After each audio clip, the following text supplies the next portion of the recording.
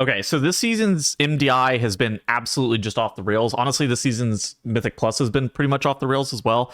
We've seen turbo boost gear, we've seen corruption, we've seen some of the absolute highest keys in the world, we've seen China being dominant on live keys, and this has kind of shaped up for a very interesting MDI. So basically, the MDI is now the TGP is now the MDI. It just got renamed. Basically, the old MDI format's now gone, and it's just replaced with high key pushing in the TGP. And this season's MDI has been absolutely absurd. So we're going to talk about some of the craziest stuff that we've seen during this weekend's MDI and kind of what we're set up for the final day, this championship Sunday with the MDI, strategy wise, narratively, and just kind of what's going on. Also, if you don't want any spoilers, I would click off this video right now. There are going to be spoilers as to what's been going on. First and foremost, let's talk about where we actually kind of stand on the leaderboards. So right now we are locked at the final four teams, where Perplex, Mandatory, Wunderbar, and Mist Count are those final four teams for us.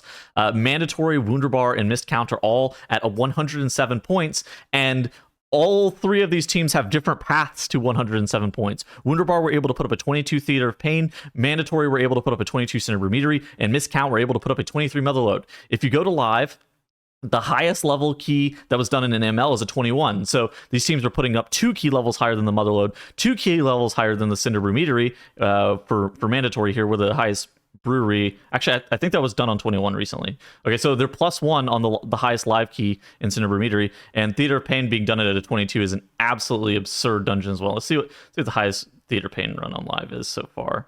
It's a 20. So they're +2 on the highest keys ran on live. So an absolutely insane kind of performance that we're seeing from MDI compared to what we're seeing as the max level teams on live are doing. And one of the big reasons is Eye of Kezan. This min-maxing Eye of Kezan for these MDI level teams is probably one of the most important things that you're doing. Eye of Kezan is an incredibly powerful trinket. And whenever I was running some sims with it, if you averaged around 12 stacks at all times in the dungeon, it was a better trinket than most other options. Now, that has the upside of going 8 stacks higher. We can stack it all the way up to 20 times, giving you way more upside if you play it perfectly. And so whenever teams were crafting routes for the season's MDI, they were thinking about how can they min-max the amount of uptime basically that they have in combat to maintain Eye of Kezan. And what you've seen as an end result of that is most teams are playing 5 Night Elves on their composition. That way they can maintain combat with some random mobs and then meld it off if they don't necessarily need it later on.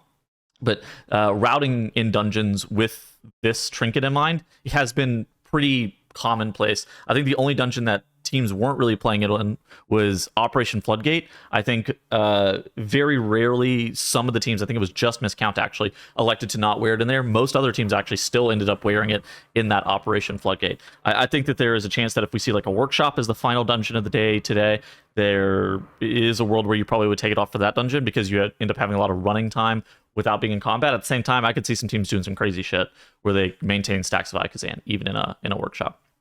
Okay, let's start talking about those +1, +2 dungeons that we're kind of looking at. So first and foremost, we got the Motherlode. So the Motherlode's kind of an interesting endeavor where most of the teams play a very similar route to one another on live, right? You play these slow packs, you really make sure that you have enough time because the timer in this dungeon is fairly lenient. However, once you reach the 23 key level, you have to do absolutely crazy shit, like doing double Azerite Extractor. It's very infrequent that you see double Azerite Extractor be worth, particularly whenever you're doing double Azerite Extractor, as every single time you pull an Extractor, you're doing a second one on top of it. And the thought process behind this is because you're going to have to play these Extractors. They give a decent amount of count. We may as well play 2 if we're going to play 1. Now, there's obviously a lot of danger whenever you're doing something like that, but at the same time, it does end up giving you a lot of count. And both Wunderbar and Mist Count, those were the only 2 teams who even attempted the 23 Motherlode. Both of them elected to play double Azerite Extractor for extended periods of time inside of their Motherlode. So then after you make it through the double Azerite Extractors, that kind of brings you to the real boss of this dungeon, Azerok. So what Azerok is an absolutely demonic boss on this key level. The damage check on each of these Earth Ragers is absurd. You'll see the mages more often than not on live. They'll Arcane Surge off the boss, and the residual cleave on the ads is enough to kind of kill them off, especially whenever they're empowered. That's not the case. Basically, every single time one of these Earth Ragers spawns, we're either sending our full Arcane Surge or we're sending the mini Touch of the Magi into that Earth Rager, and we're rotating through all of our offensive CDs, just making sure that we're able to kill these Earth Ragers off in time. And even still, committing to all of these offensive CDs. We're only ever killing it 1 or 2 seconds right before that Resonate Quake goes off.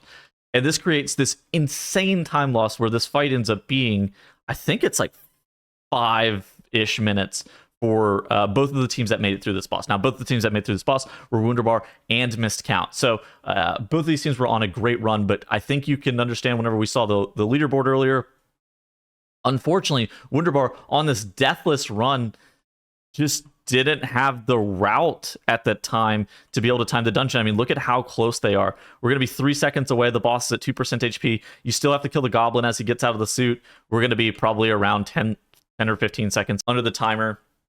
So it felt like for Wunderbar, it was definitely possible, but you have to play an aggro route in this dungeon. Whenever we go back and we looked at those extractor pulls, they needed to be, honestly, maybe a little bit bigger and more aggressive in this area if you want to be able to make up a bunch of time. That's where it felt like Wunderbar ended up losing a bunch of time.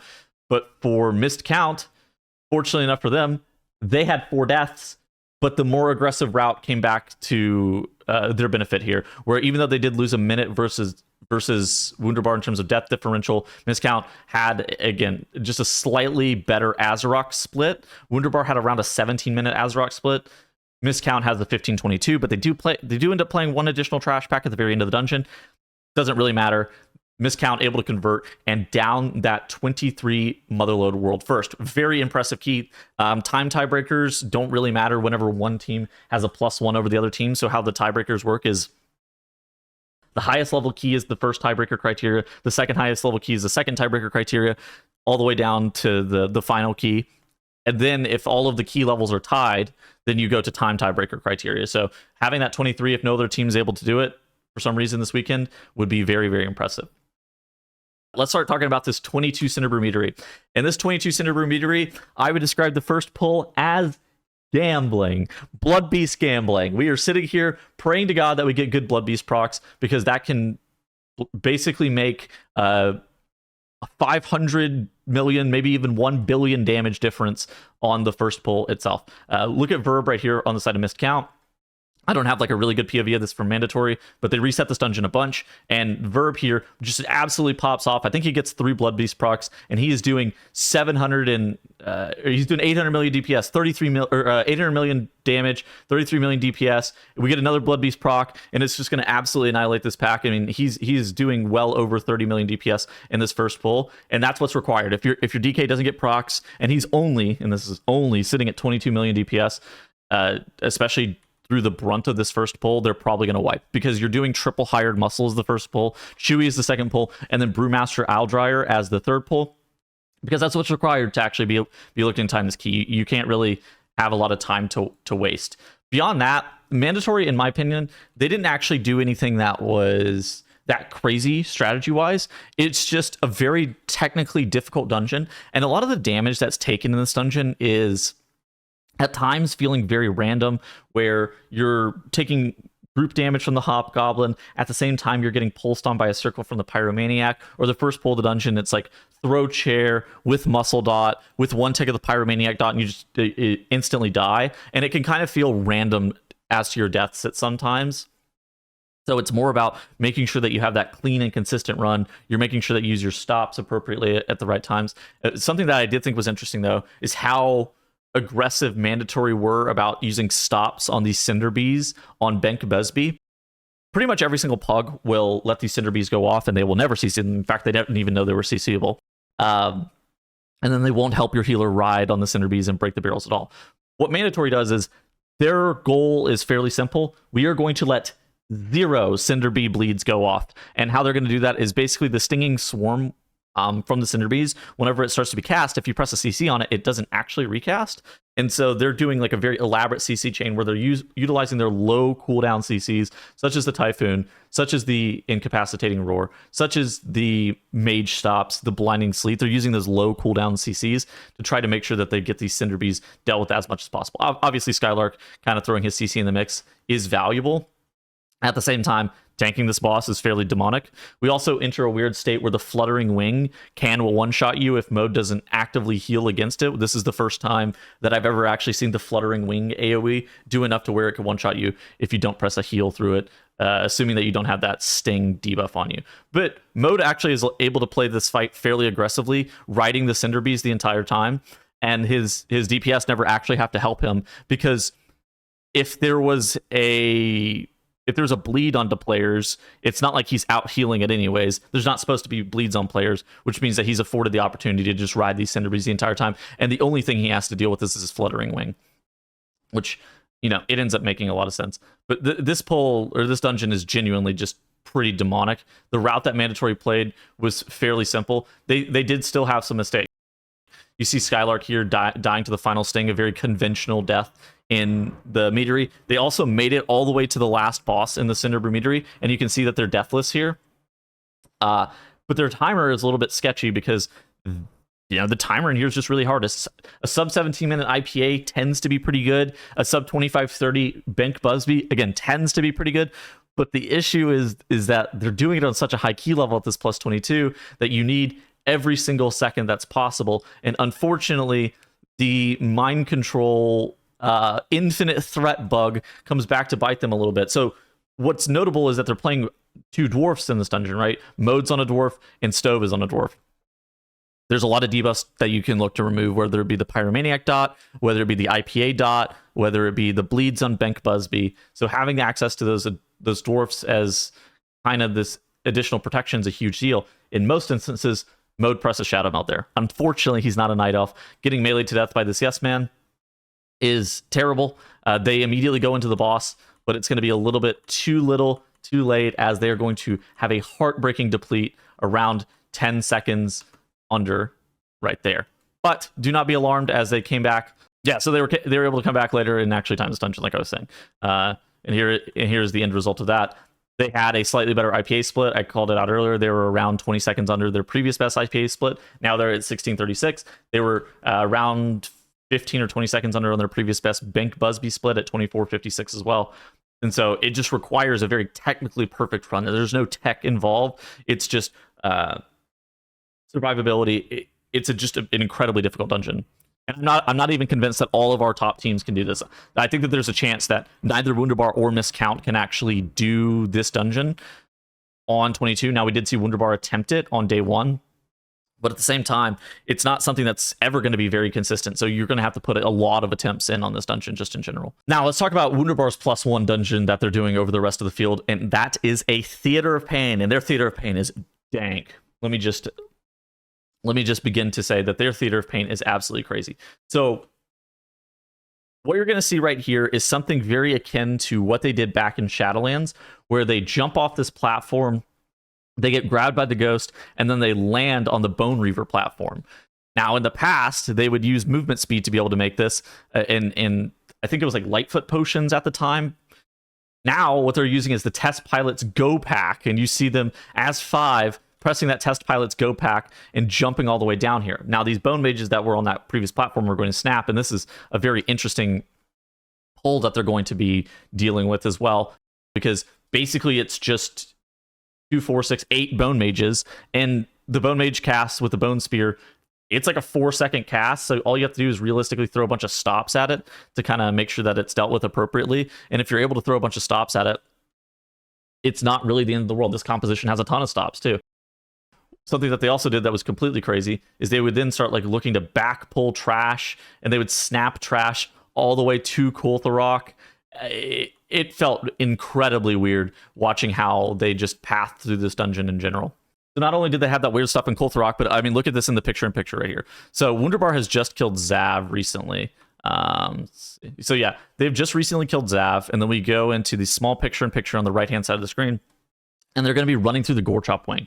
And what they're doing here is very atypical. They're pretty much going to be skipping all of the trash in this Gorechop Wing and melding it off. And you're like, okay, well, you're going to have to come back and fight that trash later. Yes, that's the point. We're again, I have Kezan maxing. We're trying to make sure that we have all of our stacks of Eye of Kezan as possible, as many of those as possible, rather. that allows them to continue to maintain all of those stacks all the way through this kind of Gore Chop wing. Now, once they end up getting Gore Chop killed off, what they have to do is they come off the boss, and there's still that trash that's left available for them up top. And we're snapping this in the Mortal Death Room. I mean, look at this for Wunderbar right here. This trash immediately gets pulled. Again, I have Kezan maxing, and we are going to be taking this into Mordretha, the Endless Empress, and that ends up resulting in Wunderbar barely. I don't even understand how they can kill this fight this fast. They kill off Mordretha in 4 minutes and 25 seconds on a 22. That's faster than a lot of teams do on like a 20. A lot of teams end up spending 5 minutes on a 20 to be able to kill off this boss sometimes. The fact that they were able to kill it off in 4 minutes and 22 seconds is absolutely top tier.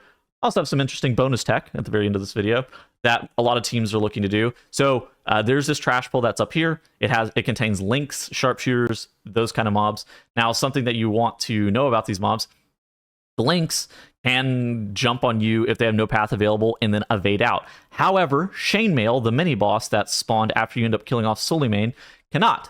And so you'll see Yargi here standing on top of this fire pot, and that will allow basically the team to not have to dodge Chainmail. You see AJ coming in with the ultimate penitence, Hearthjax jumping on this pot as well. Now, it doesn't save you from the Flame Strike, which that can kill you, so be very careful. But this is something that you could potentially use if you want to pull Chainmail. And that's basically where we currently stand with all of our MDI teams so far. We are shaping up for a very interesting end of day. We're looking at, are these +1s going to be doable by most, if not all, of our teams? I think the answer is likely no. I think that the team that ends up winning this season's MDI probably won't even have all three of the Motherlode, the Cinderbrew Meadery, and that Theater of Pain put up at that 22, 23 level. I think that there's a chance that if you only have 2 of those, you could still be good. I think there's a chance that if you only have 1 of those and it's that Motherlode 23, that's an ultimate time tiebreaker. So, or not time tiebreaker, just key level tiebreaker. Yeah, that's basically it. MDI concludes today. If you enjoy this kind of content, make sure you like, make sure you subscribe, and check out the MDI on twitch.tv/Warcraft. Goodbye. And also type that Tettles is your favorite caster in the chat, please and thank you. Goodbye.